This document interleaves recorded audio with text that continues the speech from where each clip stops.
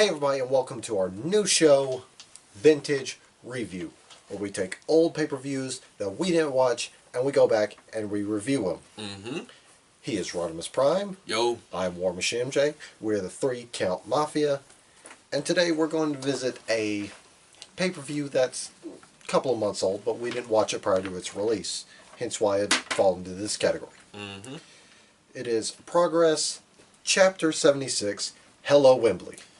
Man, for those of you who watch this show, I tell you what, this is one of the best pay-per-views in wrestling this year. I mean, 2018 in wrestling has been pretty spectacular, but this alone itself, grade A, fan-fucking-tastic. Yeah, it's already a strong contender for pay-per-view of the year. Definitely, definitely. Now, this took place at the end of September. Yes. All In was in September, wasn't it? It was Labor Day, I believe, September 1st. Okay, yeah. So, Hello Wembley took place at the end of September. So it was less than a month removed, not even a month removed from All In. Yeah. Which is one of the biggest independent shows. Hello Wembley is one of the biggest independent shows in British wrestling history. Yes. Because they managed to sell out the arena. We started the show off with Mark Haskins against Matt Riddle. Yes. Matt Riddle basically was on his way. On his way to NXT? On his way to NXT. And he decided to do the honors for one Mark Haskins, who's a pretty good wrestler, a pretty good specimen in his own right. This match was pretty balls to the wall fantastic to kick off Hello Wembley. There was a pre-show, but we're not going to talk about that. Yeah, because we didn't watch that. Yeah. No. But this match here was definitely a barn burner. Yeah, Mark Haskins won, and he and Matt Riddle had a show of respect post-match. Yeah. Gets a 3.5 out of 5. We didn't bother with times. Yeah. Because he pulled these results straight from What Culture. So yeah. Props to What Culture. Thanks, guys. Anyway, the next match was a triple threat. You just have it as one-on-one. I do? Yeah. It was Jenny, Toni Storm, and the human suplex baby girl, Millie McKenzie. Millie McKenzie. I literally forgot about her. It was a triple threat for Jenny's Progress Women's Championship. Yeah, and of course she was accompanied by her House of Culture. Couture. Couture, excuse me. Yes. And they did everything in their power, by hook or by crook, by sink or swim, to keep that belt on their leader, Jenny. Now, you're going to have to pardon us. We don't know a name of a whole lot of these players. Yeah. We just know the ones that have shown up in Defiant and in WWE. Right. Of course, Toni Storm had backup of her own. You know, obviously, two ladies who had beef with the House of Couture. One of them wound up turning on Toni Storm and the other chick and joining up with the House of Couture, somebody who used to be a part of the Couture. Either way, Jenny won 3 out of 5. Next match was for the Progress Atlas Championship, and if Doug Williams lost, that's it. His career is finito. Yes. Anyway, it was Doug Williams defending his championship against the Don of the British Strong Style, Trent Seven. Yes, one third of British Strong Style, one half of Mustache Mountain. And if you remember Doug Williams, he was a part of the legendary tag, well, I shouldn't say legendary, he was a part of the tag team. The notorious tag team, the British Invasion. In TNA, thank you. He's definitely a legend in the British scene. Trent Seven doing his thing in NXT UK. Like I said, one half of Mustache Mountain. This was a really, really good match. Yeah, it was old school British technical, by Douglas Williams against British Strong Style, the new age technical style of Trent Seven. Yes. And it was a nice way for Doug Williams to go out as he come out there, doing that. That just looks weird he does that. He's cocky. Yeah. But anyway, because he does it with a smug grin on his face. Yeah, the roster came out there on stage basically out of respect for Doug Williams. He got the standing ovation. You know, he got to soak it all in. And everybody stood in line giving him a hug. Yeah. And it was fantastic. You know, Trent basically gave him the belt. You know, even though he won the title, he was like, no. You take the spotlight. You soak it all in. This is you right here. Take the belt. Yep. Trent Seven won with a signature 7-star lariat. 4 out of 5. It was truly emotional. Yes, a very emotional moment in Progress history. Speaking of emotional, next match we had was a no disqualification grudge match. Oh, Jesus. Between Jimmy Havoc and Paul Robinson. These two really went at each other. These two really had, or as they say, as they're using words twice nowadays, they had beef. If that makes sense. Speaking of twice, we actually watched this match twice. Oh my God. Oh, so good. I mean, you talk about hardcore. People bring up the history of ECW, you know, other promotions doing hardcore stuff. Yeah, we even bring up Zia Romero and Hell of War from Lucha Underground. But this right here is one of the most hardcore matches I have ever seen in my years of watching wrestling. Very brutal, bloody, hard-hitting. I mean, every word you could throw at the kitchen sink, that's what described this match. Yeah, they basically beat the shit out of each other. My Yes. favorite spot of this entire match was they both were on the outside. Paul Robinson picks up a baking sheet. He smacks Jimmy Havoc with it so hard, it flies out of his hands, goes straight up, and smacks him on the back of the head. Yeah, like I told Mainstream Malcolm, Paul Robinson looks like one of those guys on the street who just always wants to fight somebody, and you're just walking down the street trying to mind your own business, and he's always poking at you like, hey, you want to fight? Like, no, I don't want to fight, but if you keep provoking me, I'm going to beat your ass. Again, he looks like the dude from Mad Max Fury Road. I've never watched that movie. So. Oh, you ought to watch the movie. It's pretty good. Yeah. Anyway, but they basically beat the hell out of each other with tables, chairs, frying pans, ironing boards, tacks, Light tubes. Yeah, filament lights. I mean, it was just bloody from top to bottom, and in the end, Jimmy Havoc ended up getting the victory With his acid rainmaker. Yes, and Paul Robinson really, he was busted up. I mean, when I tell you he was busted up, I mean there was blood literally all on his back. Like, he had that walk like you're going to the bathroom, but you've already just shitted on yourself. Yeah, he had that crap walk. He had that. Yeah. No, it wasn't shit on yourself. It's you're trying to keep from shitting on yourself. You just. Yeah. He's just like, ugh, Anyway. fuck. I'm gonna need some aspirin and a bunch of Band-Aids. Next match also makes this next match makes a running for match of the year for us. Yes. It was the Thunder Bastard Battle Royal for the Progress Tag Team Championship. You had the defending champions Bandito and What it said, Bandit. no, trying to figure out how to pronounce that name. I think it was Flamita. Yeah, something like that. Taking on Aussie Open, the current Defiant Wrestling Champions. Mm-hmm. The 918, which is Flash Morgan Webster, and the Wild Boar Mike Hitchman. Mm-hmm. You got Sexy Star, which is David Starr and Jack Sexsmith. Jesus Christ. You got Grizzly Young Veterans with Mr. Mayhem, James Drake, and of course our boy, let's not go into the spiel, but our boy Zach Gibson. Yes. Got the Anti-Fun Police, which was Chief Deputy No Fun Done, and damn it, I just saw the name. It was like Santos Jr. or something like that. Yeah, the big fat guy. Yeah. He definitely moved in this match, so to speak.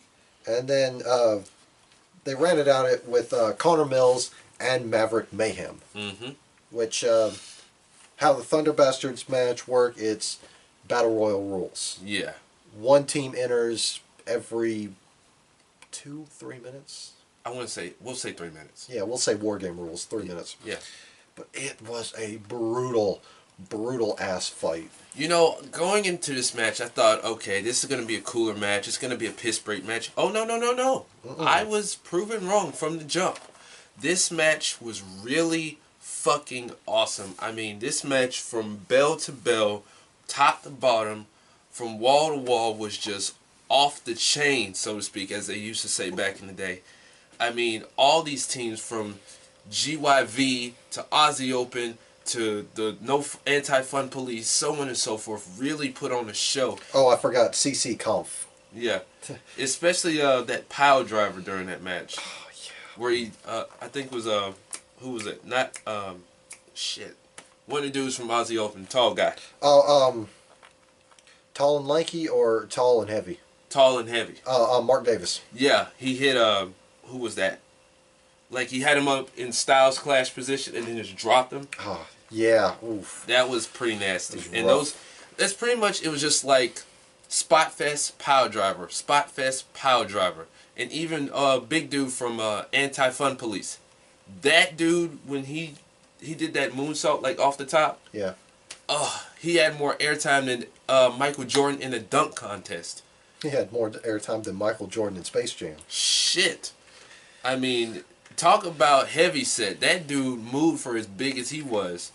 I mean, we saw Hanson at War Games do cartwheels and shit, but this dude, nasty, nasty, nasty. And you know what? While we're on the subject of nasty, nasty, nasty, WWE, take fucking notes. This is how a tag division runs. Yes, this is how you book a tag team. There was no 5-second pinfalls for any, 5-second showing for any of these guys. No. I mean, these guys, even though some of them got eliminated early on, they still took their lumps. Yes, and they went out there and put on one hell of a show, and we all enjoyed this match indeed, and we crowned new Progress World Tag Team Champions in Aussie Open. Yep. Kyle Fletcher and Mark Davis got the belts. 5 out of 5. Yes, that match was just mind-blowing. Next match, it is the Bruiserweight, the current WWE UK champion. Why can't they just call it the NXT champion, or the NXT UK champion, Pete Dunne, or Peter Dunne. Peter Dunne, as the Undisputed Era calls him. Yeah. Taking on Ilya Dragunov, the debuting Ilya Dragunov. Yeah, he was with his manager. What's the guy's name? The Connor guy. I forgot, but yeah. I know his last name is like Jacoby or Jacoby, something like that. Yeah. Anyway, basically he was calling out the UK champion Pete Dunne. He was wanting to make a name for himself. Make a name for himself. And he definitely did by stepping on the turf of one Pete Dunne. Yeah, this Ilya Dragunov cat, he is savage. He is really something else. He's quite the character, to say the least. I'm more interested in this guy. Yeah, I'm going to have to do some research on him. I might have to start watching Progress, even though I'm subscribed to the damn channel. Yeah. But anyway, they were showing the video package because at one point Pete Dunne called him out. He told him, "Get the fuck out here." No, he said, you invaded my home, I'm invading your home. Now you get the fuck out here. And then they got the fighting. They were pretty much like, okay, me and you were in this ring, we finna throw hands. And that's exactly what they did in this match. They threw hands. As Braun Strowman says, somebody was definitely going to get these hands. Except for Pete Dunne was intent on breaking them hands. Facts. Because, yeah, Pete Dunne just broke Ilya Dragunov's hands before he put him away with the bitter end. Yes. And in the end, they showed sportsmanship. They sat down, Indian style. They were sitting across from each other. They were talking. And it looked like Pete Dunne was telling them, okay, get the fuck out my ring, go get a beer. They shook hands, and it's like, yeah, good match. Yeah. Welcome. Get the fuck out my ring. Yeah, go get yourself a beer. Get the fuck out my ring. Go get yourself a pint, mate. Anyway, Peter Dunne won 4.5 out of 5. Yeah, really good match. Next match. Oh my God, the marvelous misadventures in this match. It was a TLC match where the winner would get a future Progress Championship match. It was Eddie Dennis taking on Mark Andrews. All I gotta say is those damn tables. Now, the backstory to this match was Eddie Dennis basically felt he was second best to Mark Andrew. You know, he walked away from his dream, became a headmaster at a prestigious school. Yeah, he became a principal headmaster. They have headmasters, we have principals. Yeah. Well, on NXT UK, he said principal, but I get what you're trying to say. Well, it's just, you know, because they're doing it in front of a also American audience, you know, they're going to say principal. Well, yeah. Anyway, but yeah, basically Eddie Dennis walked away from his dream. Mm-hmm. And he came back to his dream at the expense of one Mark Andrews. Yes. Now, these two were just ready to beat the hell out of each other. Yeah, because didn't they have a tag team name? Or they were just a tag team? They were a tag team. Like, it goes beyond just a tag team. They grew up in the wrestling business together. Yeah, I know that. I was just asking if they had a name. They probably didn't. They had a name. I want to say it was like Party Hard or something like that. Yeah. Anyway, basically, during a match, they showed during a match where Eddie Dennis turned on Mark Andrews, and this rivalry has been personal ever since.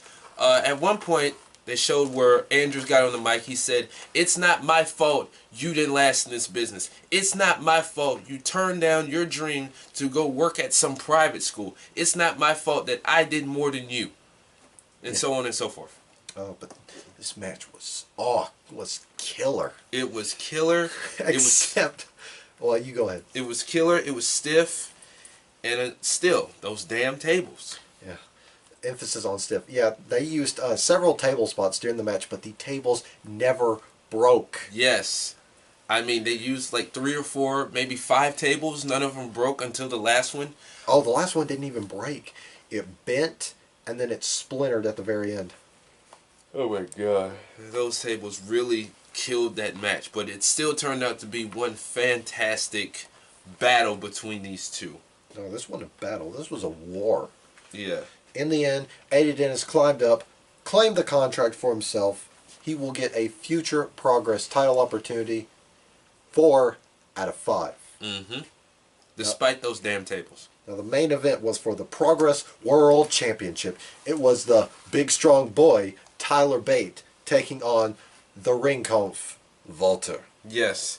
Going into this match, you would think, okay, Walter was going to just dismantle Tyler Bate, but Tyler held his own as short and as stature as he is. You know, he showed him working out, getting his gains in, so to speak, in gym terms. He was getting those gains. He was getting them pounds. Yes. And Walter being Walter, he's just basically going to chop your skin off. He's just a meat castle. Yeah, pretty much. Tyler Bate was also flanked by his British Strong Style boys. You know, his British Strong Style mates. Yeah. Pete Dunne tried... Pete Trent Dunne, Seven. Trent Seven and Pete Dunne. I tried to say Tyler Seven. Tyler Seven. Wow. Sorry, tongue-tied. Anyway, but yeah, this match was pretty good. It was. I mean, I wouldn't necessarily say it's like a David versus Goliath type feel, but I mean, Tyler held his own in this match. Yeah. Despite him being as short as he is, I mean, he's pretty strong, and he definitely can hold his weight. No pun intended. Yeah. This match really went at a methodical style. Yeah. I mean, both guys went at it, and in the end, Walter still walked out as the Progress Heavyweight Champion. And afterwards, they stared at each other, and Walter basically gave him respect. Like, okay, you definitely can hang in there with the big boys. I'll give you props on that. Yeah, Walter won 4.5 out of 5. Mm-hmm. Now we move on to the Superstar Match of the Night. Superstars of the Night go to Matt Riddle, Mark Haskins, Doug Williams, Jimmy Havoc, Paul Robinson, the Progress Tag Team Division, Walter, Tyler Bate, Eddie Dennis, and Mark Andrews. Yes. Matches of the night go to Trent Seven versus Doug Williams, Jimmy Havoc versus Paul Robinson, the Thunder Bastards match, TLC match, Progress World Championship match. Overall rating, 5 out of 5. Easily. If you've never watched Progress, I would highly recommend you give these guys a chance, because so many well-known names in WWE and in the Indies came from here. Yes. Guys like Finn Balor, Zack Sabre Jr., Will Ospreay. I want to say Drew McIntyre been there. Yeah, I think he has. I can't say for sure, but it's a lot of big names who we know now and then, who are still doing their thing, came from Progress. This is my first time ever watching a Progress show. Watching Progress. Now, I've watched one Progress match prior to this, and it was Prince DeVitt versus Zack Sabre Jr. Yeah. That was a good one. Mm-hmm. But other than that, definitely contender for pay-per-view of the year. Some of these matches, definitely contender for match of the year. So when we do our year in awards, we'll see how everything shapes out and what goes where. Yeah. Yeah, if you want to subscribe to the Progress Network, I forget the website, but Google it. It is $8 a month. It is a steal. You get all the Progress chapters up till now. They announced mid-show Super Strong Style 16. Yeah. Yeah. Travis Banks. Yeah, Travis Banks went full heel in that in a promo about it. Yeah, he announced himself as the first entrant into that match. Yeah. But yeah, you also get access to other wrestling promotions like the German-based WXW. Mm-hmm. I forget some of the others, but yeah, it's a good steal. Yeah. I might need to get back. I might need to get into watching Progress because, oh boy. Yeah, this is one of the few shows of the year in wrestling in general that has definitely taken the cake. And as I mentioned at the top of the show, 2018, as far as professional wrestling goes, another stellar year. Last year was pretty good. This year's even better. Now we'll see how 2019 shapes out for the world of professional wrestling. You know, this year is pretty good because you had one pay-per-view be the biggest independent pay-per-view of all time. Yes. And then you had this one be the biggest pay-per-view on the British independent scene. Yes. So there you go. You get the best of both worlds. Indie scene has no choice but to go up from there. Yes. I mean, the indie scene as a whole is bigger than it's ever been. And so, I mean, of course, WWE, for example, is still, I like to use sports terms, it's still the New York Yankees of professional wrestling. But you have other options out there like Ring of Honor, Progress, Rev Pro, New Japan, Impact, so on and so forth, even Mexico. Yeah. So, I mean, CMLL, AAA. You got variations of different promotions all over the world, whether it be Japan, UK, Australia, Mexico, so on and so forth. Now, as great as the independent scene is, almost like the Progress scene, as great as the independent scene is, it's a bit harder to jump into. It's only for the die-hard fanatics. Yes. WWE has an advantage in that it's easier to jump in, get associated with their characters, and it's readily available. You could just pop on your cable and bam, there it is. Yeah. Or they'll post up matches to their YouTube. Yeah. Or they'll, if you miss the show, they'll post highlights to their YouTube channel. Or highlights on their Facebook. .com, Facebook Watch, so on and so forth. They got variations of different stuff. So you'll have to, if you like stuff not related to WWE, you'll really have to get adjusted to stuff like Progress. Yeah, it may cost you some money to witness it, but trust me, it is worth every dime. Yes. Because how many New Japan shows have you watched? This year? Yeah. Not many. Well. Besides Wrestle Kingdom and Dominion. I think that was the pay-per-view where Kenny Foundman won it. Yeah. Because it was the 2 out of 3 no time limit. And I watched I watched some of King of Pro Wrestling. Yeah. Yeah. So, yeah. But it is worth every penny. Yes.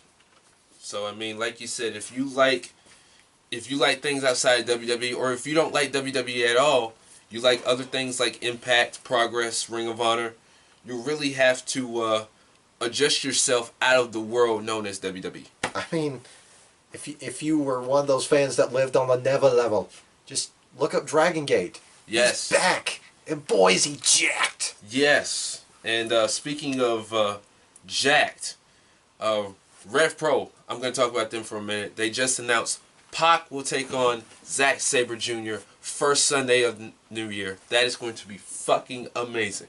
Shut up and take my money. Oh, definitely. But yeah, that being said, that has been our vintage review on Wembley. Again, I know it happened this year, but we didn't watch it. Yeah. I didn't know how good it was until I heard, actually the way I heard about it was the Eddie Dennis Mark Andrews match. Yeah. Basically, it exceeded all expectations, and we give it thumbs up. 4 thumbs up. Yeah. Well, it'd be 6 if Mainstream were here, but he's working, so. Yeah. He's punching that clock. Just call it 6 thumbs up. Anyway, that being said, I am the War Machine, MJ. He's Mainstream Malcolm. I'm Rodimus. It's okay. He's Rodimus Prime. It's okay. For Mainstream Malcolm. For Mainstream Malcolm, I'm Rodimus Prime. This is War Machine MJ. And we are the three count Mafia. God, I'm tired. We are the 3 count Mafia. It's been a long night. We'll see you guys later. Bang.